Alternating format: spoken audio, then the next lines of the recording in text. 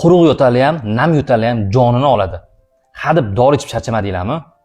Sizlarga doridan 3 baravar kuchli narsa o'rgataman desam, ayniqsa hozir virus, yo'tal ko'p paytda. Ishonasizlarmi?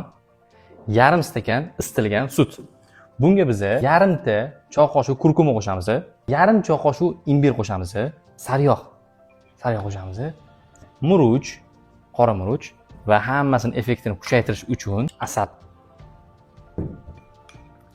Mana shuni tayyorlab bir kunda 1 yoki 2 mahal kechqurun yotishinglardan oldin ichib otinglar, yo'talinglarning jonini oladi, siraz yaxshi qiladi. Xo'p, kurkuma kuchli antioksidant, sizlarning butun tananglarni energiyaga to'latib beradi.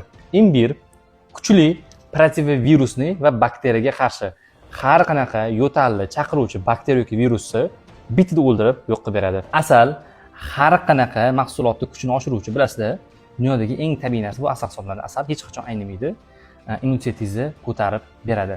Sariyog' qoldi. Sariyog' sizlarni polni bronxiylarni moylab beradi va yo'talinglar yengillashishiga, yo'q bo'lishiga sababchi bo'ladi. Hop, bolalarga berish mumkinmi? Bolalarga berish mumkin. Faqatgina murch solmaysizlar va boshqa masalliqlarni ham kichkina qoshiqdan 4dan 1 qismi qilib solasizlar. Yarim emas, 4dan 1 qismi solib bersanglar, bolalarga ham mumkin bo'ladi. Murch solmaysizlar, esingizda qolsin. Kimga mumkin emas? Agar kimgadir asalga allergiyasi bo'lsa, asal qo'shmasanglar bo'ladi. Yo'talishni boshlagan oilalarga, adasiga, oyisiga, bolasi yo'talagan bo'lsa, hammasiga jo'natib qo'yinglar. Sog'liq birinchi o'rinda, salomat bo'lasizlar.